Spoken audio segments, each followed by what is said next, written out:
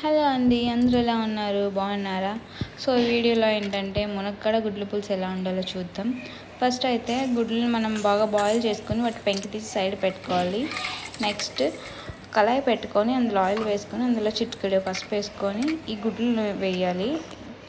అవి బాగా ఫ్రై అయిన తర్వాత మనం సైడ్కి తీసుకోవాలి. అదే ఆయిల్లోన మనం జీలకర్ర ఆవాలు వేయాలన్నమాట. అవి చిటపట్లాడిన తర్వాత అందులోనే పచ్చిమిర్చి, ఆనియన్స్, నెక్స్ట్ కరివేపాకు వేసి అవి కూడా ఫ్రై చేయాలి. అవి ఫ్రై అయిన తర్వాత మునక్కాడ ముక్కలు వేసుకోవాలన్నమాట. కొంతమంది ఏంటంటే ఇక్కడ ఆనియన్స్ ముక్కలకు బదులు వాటి పేస్ట్ వేస్తారు. ఆనియన్స్ అండ్ టమాటా పేస్ట్ కూడా వేసుకోవచ్చు. నెక్స్ట్ అల్లం వెల్లుల్లి పేస్ట్ వేస్తారు చాలామంది అయితే. నేనైతే ఇక్కడ వెళ్ళి ఓన్లీ వెల్లుల్లి మాత్రమే వేసాను.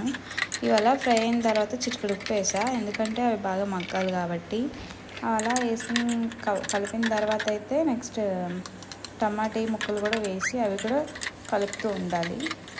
అవి కూడా బాగా ఫ్రై అయిన తర్వాత అంటే బాగా మగ్గాలి. సో బాగా మగ్గడానికి ఏంటంటే మూత పెట్టుకుని ఉంచితే బెస్ట్.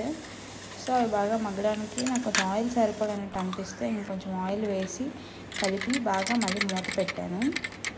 సో అవి కూడా బాగా ఫ్రై అయిపోయిన తర్వాత అంటే బాగా మగ్గిపోయిన తర్వాత ఏంటంటే పసుపు, కారం, కొంచెం గరం మసాలా యాడ్ చేసుకున్నా. సో వాటిని బాగా ఫ్రై చేసి అందులోనే నిమ్మరసం నిమ్మపండు సైజ్ అంతా ఏంటది చింతపండు రసం వేసుకోవాలన్నమాట. నెక్స్ట్ రసం వేసుకున్న తర్వాత కొంచెం వాటర్ కూడా యాడ్ చేసుకోవాలి. అందులోనే ఆ పక్కన పెట్టిన గుడ్లు కూడా మనం యాడ్ చేసుకోవాలి. ఆ తర్వాత కొంచెం మరిగిపోయిన తర్వాత మనం ఉప్పు, కారం చూసుకోవాలి. ఎందుకంటే చింతపండు రసం వేసాం కాబట్టి ఉప్పు, కారం బాగుంటేనే బాగుంటుంది, సరిపోతేనే బాగుంటుంది, లేకపోతే బాగోదు. సో తర్వాత ఉప్పు, కారం అన్నీ సరిపోయినట్టు అనిపిస్తే నెక్స్ట్ మూత పెట్టి వాటిని బాగా మరిగించాలన్నమాట. సో మరిగించేసిన తర్వాత మనకి ఎంత కన్సిస్టెన్సీలో కావాలనుకుంటే అంతలో ఆఫ్ చేసుకోవాలి.